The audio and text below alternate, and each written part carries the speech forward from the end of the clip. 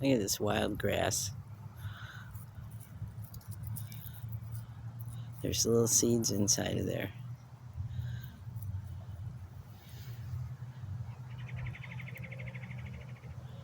Our ancestors figured out how to eat some stuff like this and how to grow it. And that kind of grass is completely different than this kind of grass.